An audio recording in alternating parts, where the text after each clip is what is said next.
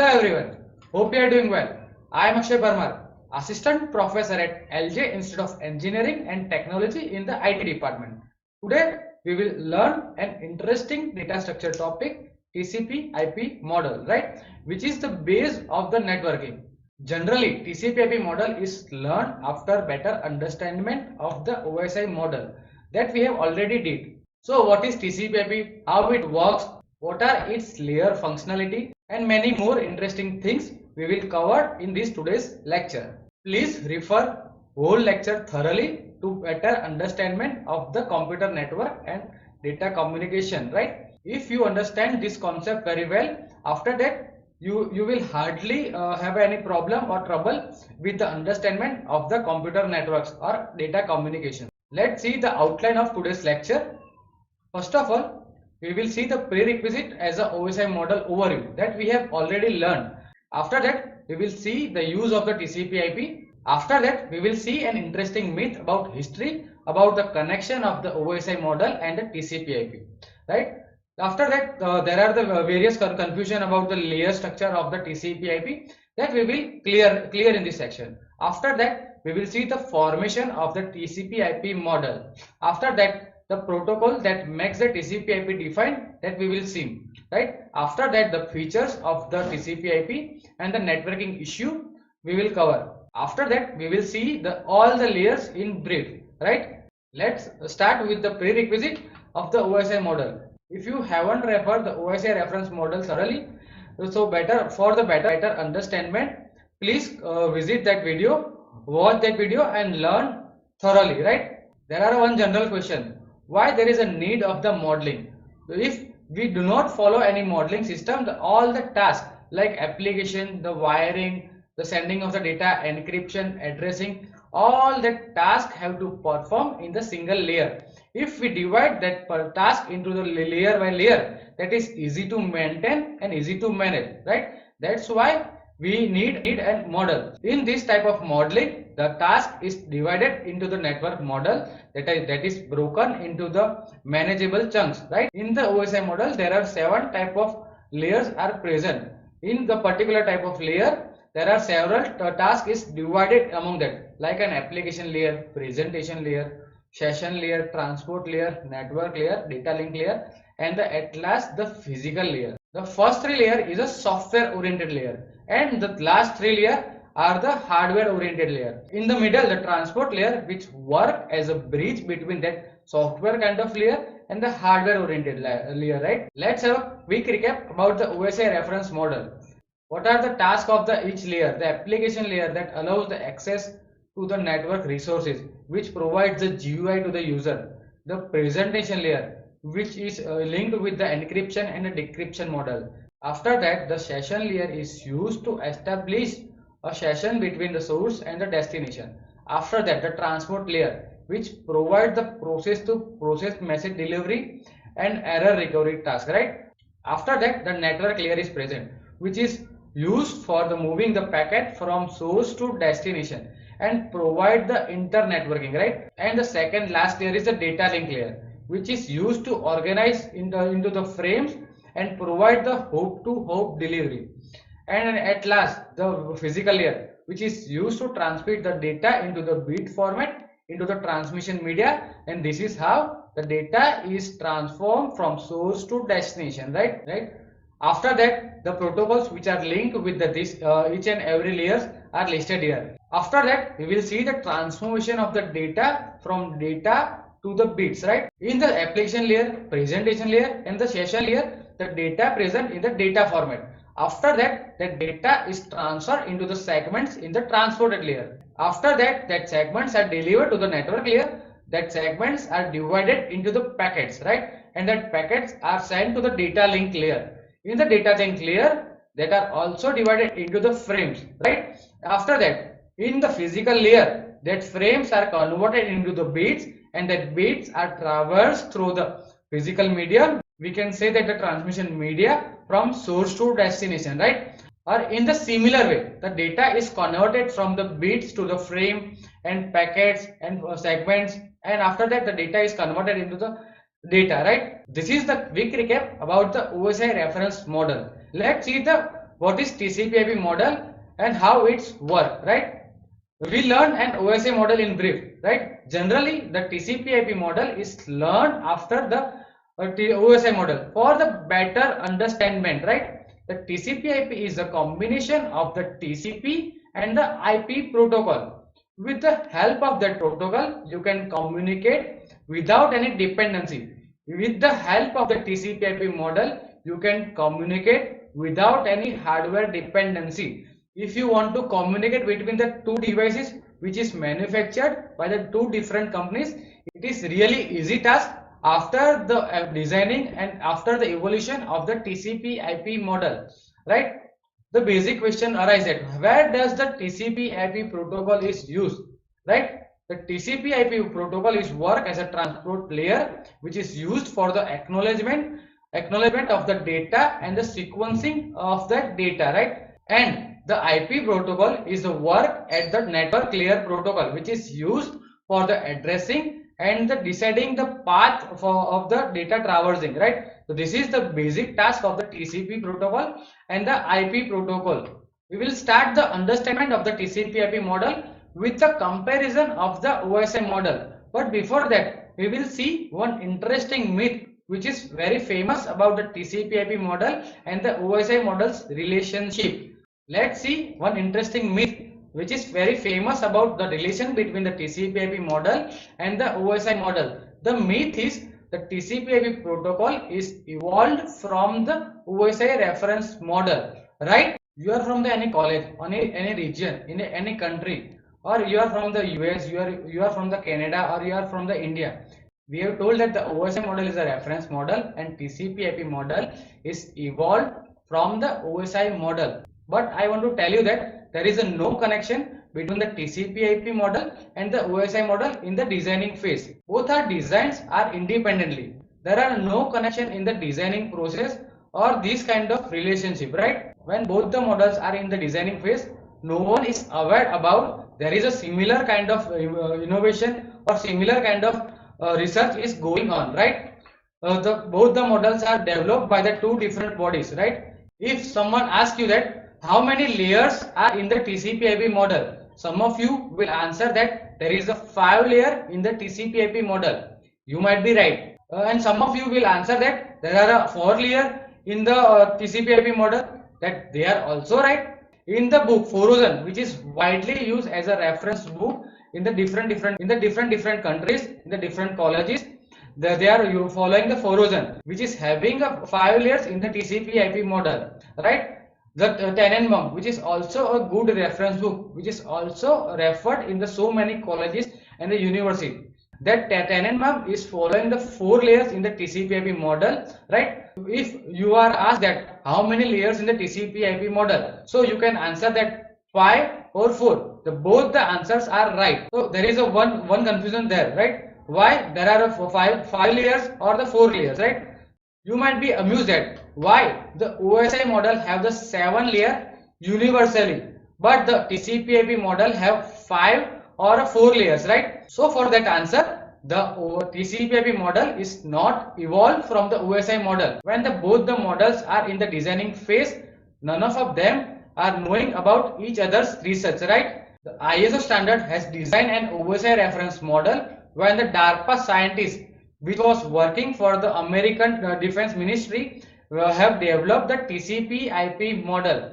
When the ISO was designing the OSI reference model, the scientists have done the really good paperwork. Before the development of the OSI and the TCP/IP model, the hardware was dependent on each other, right? In that, the Dell laptop can only communicate with the Dell laptop, HP laptop will only communicate with the HP laptop, and Apple system will only communicate with the Apple system, like that. So the hardware dependency there. So to overcome that problem, they designed the model which is really hardware independent. By this, you can communicate from the Dell laptop to the HP laptop or the Apple laptop, and vice versa, right? So in this way, the hardware dependency was gone, right? The ISO has focused on the paperwork only. They thought that we will implement after that, and the DARPA scientists, they have the focus on the real implementation. They think that the first implement and after that we will do the paperwork, right? So this is how the OSI model is well defined, the reference model, and the TCP/IP model was a practical implementation of the model. And American defense wants a network in that the Russia cannot intercept, right? So this is how the TCP/IP model was designed.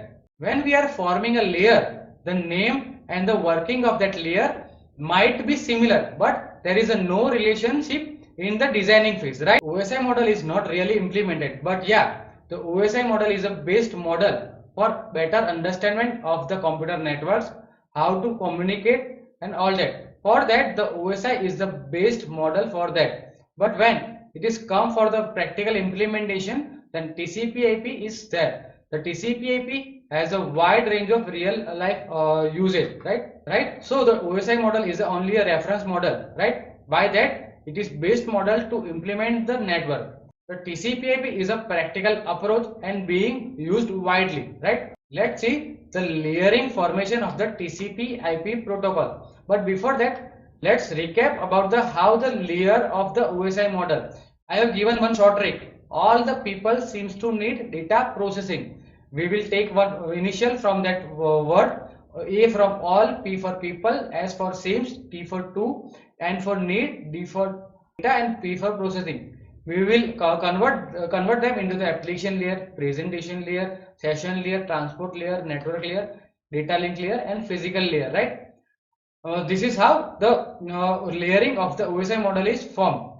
But when someone will tell you that what is the layer formation of the TCP/IP, the first three layer, application layer, presentation layer, and the session layer is merged together and form and one application layer for the TCP/IP model. The transportation layer and the network layer is remain same there, right? But if you follow a file layering as mentioned in the Forozen book, the data link layer and the physical link layer is there. But if you are following the Tenenbaum, which is having the 4-layer structure for the TCP/IP model, then the data link layer and the physical layer will merge, right? So this is how the TCP/IP model have the layer functionality, right? Let's see the first of all the 5-layer type of functionality which is mentioned in the book of Forozen. The first three, the presentation layer, application layer, and the session layer are merged together and form in one application layer, right? After that, the transport layer will remain the transport layer.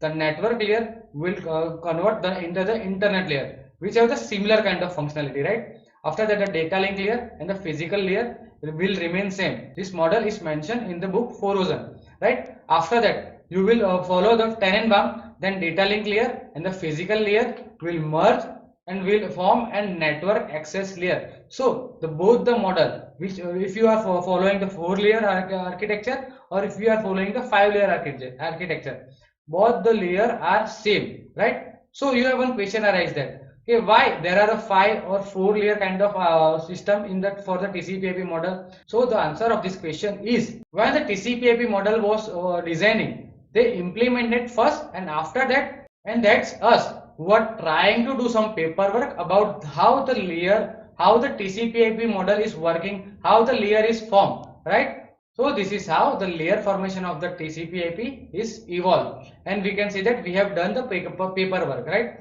If we follow the 5-layer kind of TCP/IP model, there are layering: the physical layer, data link layer, network layer, transport layer, and the application layer.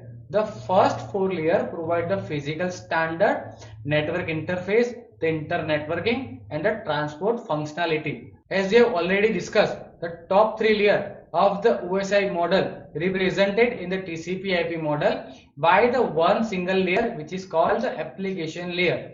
This is same in the both kind of modeling. If you are following the 5-layer kind of modeling or if you are following the 4-layer kind of modeling, right? But if you are following the 4-layer kind of modeling, the last 2 layers, the data link layer and physical layer, will be merged and taken as a single layer, which is the network access layer.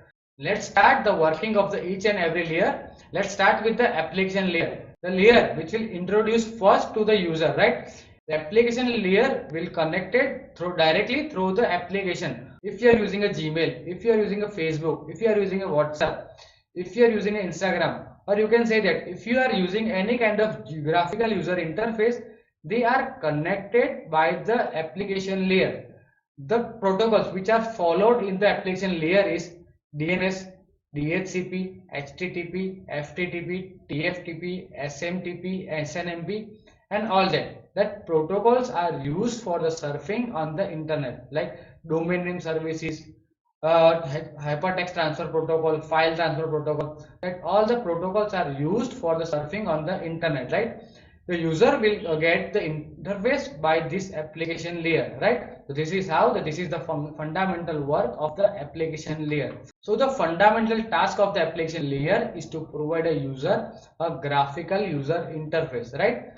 Let's move forward about the another layer, the transport layer. The transport layer is also called a host to host layer, right? The most important term, the TCP IP, the formation of the model name, the TCP, is come from the transport layer. The transport layer has majorly two kind of protocol, the TCP and UDP. Let's see the TCP first. The TCP is a connection oriented protocol.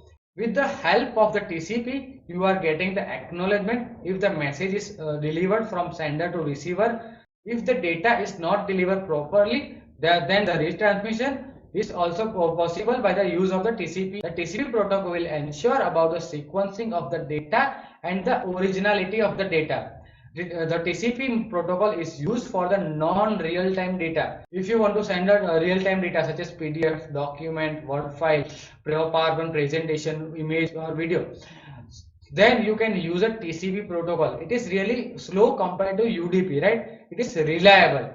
It gives information about each and every sequence of the data, how the data is sequencing, and all that task is performed by the TCP protocol. If you want that, if our data is delivered successfully or not, then you have to use the TCP IP model. Just like that, the double tick functionality in the WhatsApp, message delivered in the simple SMS system, your email is successfully sent, or you can say that the sent in the email system, that all the task is performed by the TCP protocol in the transport layer. If you don't want any acknowledgement about your data is sent from source to destination, then you can use a UDP. If there is a no need of the retransmission, if the packet is failed to deliver, then you can use the UDP protocol there, right? This UDP protocol is widely used in the video calling, in the voice calling, as you are enjoying the OTT platform like Netflix, YouTube and all that. At that time you don't need a retransmission of the data if they are failed to deliver, right? When you are experiencing the real-time communication, then you can use the UDP protocol there, right? This is a basic difference where the TCP is used and where the UDP is used, right? The TCP and the UDP is the most important topic in the data communication and computer network. With the term TCP protocol, the whole model has taken its name, the TCP. After that, the IP, the Internet Protocol, is used in the network layer, is also a most important topic. Like you can say that the Internet layer or the network layer. In this layer, the sender and receiver's IP address assignment is taken a place. In this layer, the routing is forming. By this, you can find out which path to follow, who are the authenticate user. In this layer, the routing is formed, right? Which path has to be followed by the data from traversing from the source to destination. It is decided by this layer only, right? The authentication of the user, right? It is authenticate sender or it is authenticate destination. It is also and decided by this layer, right? Right. The main task of the internet layer is the forming the connection between the two devices by the assigning the IP addresses, right? If the one is sending the data, the track about the reaching, right? So this is the major task about the internet layer, or we can say that the network layer, right? This is the most important protocol in the TCP IP protocol, right? We have taken TCP from the previous layer and the IP from this layer, and with the combination of this TCP and IP protocol, we have formed this model. So the name TCP IP model is dragged from the TCP protocol from the previous layer and the internet protocol from this layer, right? So this is how the TCP IP model is formed. After that, the data link layer and the physical layer is there. If you combine the data link layer and the physical layer combinedly, it will form a network access layer. You can say that the host to network layer. The combination of the data link layer and the physical layer is called the network access layer, or you can say that the host to network layer.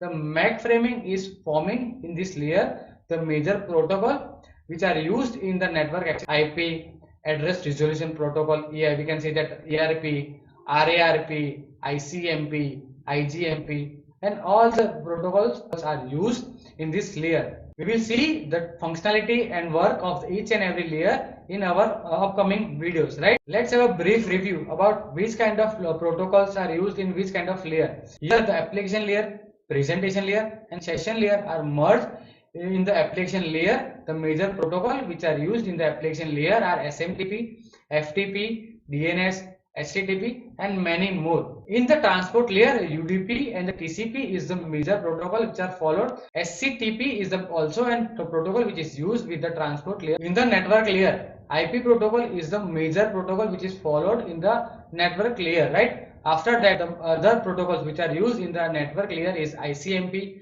IGMP, RARP, and ARRP, right? After that, in the data link layer and the physical layer, it is also called an host to host network, right? If you combine the data link layer and the physical layer both, right, it will form an host to host network.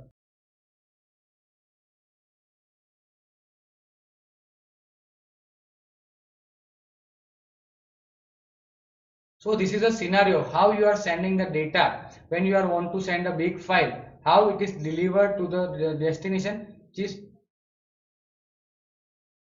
is a one real life example. This is how the data. This is how a one big file is sent to the destination in the order, right? When you are want to send a data file which is large enough, it is divided into the manageable chunk. After that, it is when you want to send a big large file, it is divided into the manageable chunk. After that, the addressing and the sequencing number is assigned. After that, that is delivered into the physical path, or you can say that in the physical layer. Or after that, the sequential after that, the sequence of the data is delivered into the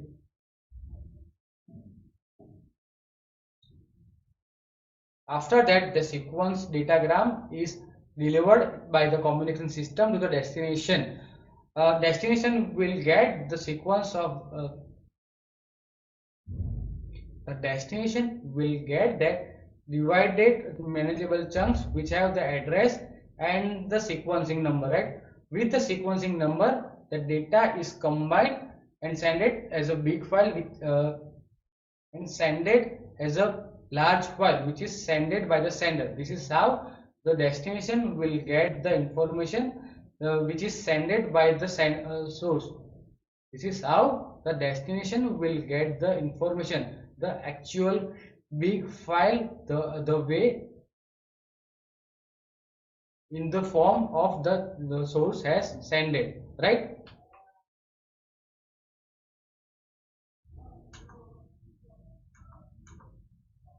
Right.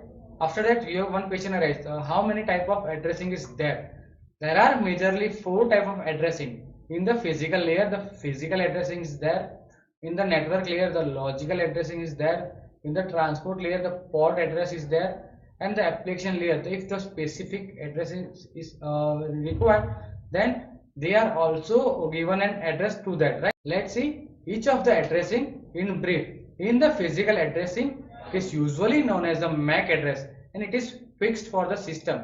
You cannot change the MAC address for devices, right? The logical address, it is used to identify a host in the network. For an example, you are assigning an IP address which can vary from the destination to destination. After that, the port address, the IP and the physical address for a quantity of the data to travel from source to destination, right? But when the arrival of the data at the destination is not the final objective, you can assign and port addressing there, right? When the multiple processes are running simultaneously, then you need a port addressing. So the label of the port address is assigned to each and every process. So the process will get the requested data by the port address, right?